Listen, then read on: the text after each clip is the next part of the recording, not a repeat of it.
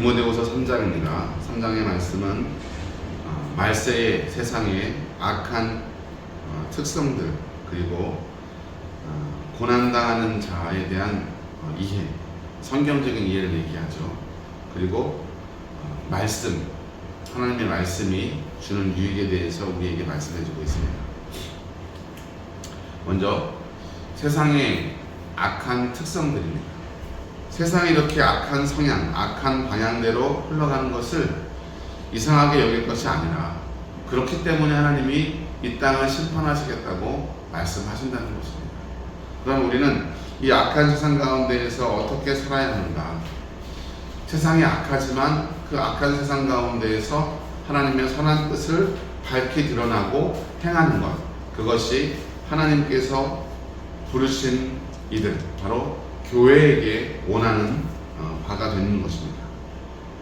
경건의 모양은 있으나 경건의 능력은 부인하는 자들, 믿음은 있다고 하지만 믿음의 내용이 부실하고 또 왜곡되어 있어서 하나님의 은혜와 진리의 말씀은 받아들이지 않으면서 뭔가 이 얄팍한 자극적인 말씀 있잖아요. 이제 말씀을 가지고도 곧 말세가 일어났다, 아니면 구원을 언제 받았냐, 생일이 있듯이 구원받은 생일이 또 있어야 된다, 등등등 여러 가지 약간은 회개한 이야기들로 사람을 유혹하는 경우가 있죠.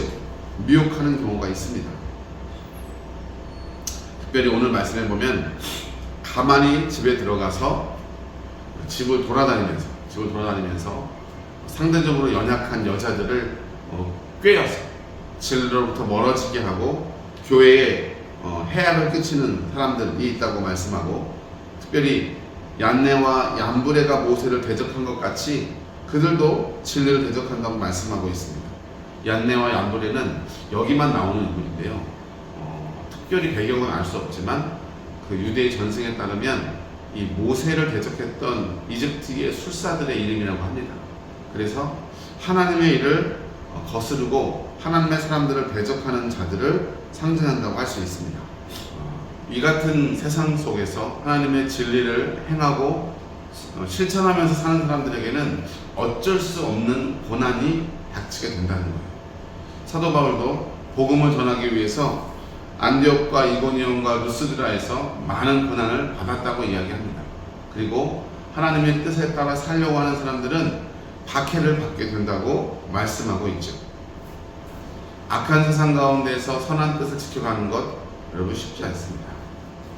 지금은 사실은 때가 좋아서 우리가 교회 다니고 믿음 생활하는 것 때문에 어떤 직접적인 위해는 없잖아요. 감옥에 간다든지 아니면 폭력적인 린치를 당한다든지. 하지만 우리들 나름대로의 어려움이 있는데, 그건 어떤 거냐면 우리가 교회 다니는 사람이기 때문에 저들과 똑같은 실수를 해도 뭔가 더 비난받고 더 공격받는 이런 일도 있을 수 있는 거죠. 하지만 그런 일이 있을 때에도 우리는 실망하지 말아야 하고, 그런 비난을 두려워할 것이 아니라 오히려 더 하나님의 뜻을 견실하게 찾고 행해야 할 것입니다. 마지막으로 디모데에게 있는 하나님의 말씀을 상기시키면서 하나님의 말씀이 우리에게 주시는 유익에 대해서 말씀해주고 있습니다. 내가 너에게 가르친 그 교훈과 그 말씀 안에서 거하라, 내게 배운 바대로 행하라 말씀하시고, 또 어려서부터 네가 성경을 알았는데 그 성경은 하나님의 감동으로 된 것으로 교훈과 책망과 바르게 함과 의로 교육하기에 유익하다.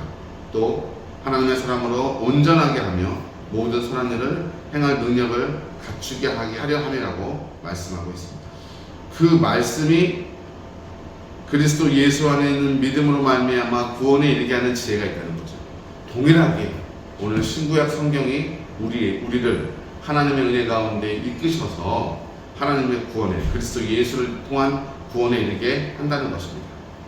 성경이 하나님의 감동으로 되었다라는 것도 마찬가지인데요. 이것은 성경의 저자들이 속기사같이 하나님이 불러주는 대로 그대로 따라 적었다 이런 뜻이 아니라, 그 사람의 인격과 그 사람의 생활과 그 사람의 내면에 있는 모든 기질을 다 동원해서 방향대로, 목적의 지필의 방향대로 기록되었지만 성령께서 영감하셔서 오류가 없도록 하셨다.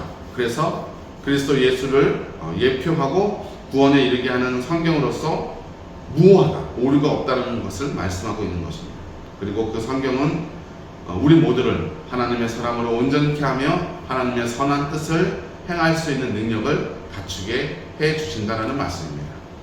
오늘도 이 말씀을 통하여 우리를 온전케 하시는 주의 은혜가 저와 여러분 가운데 임하시길 주의 이름으로 축복합니다. 기도하겠습니다.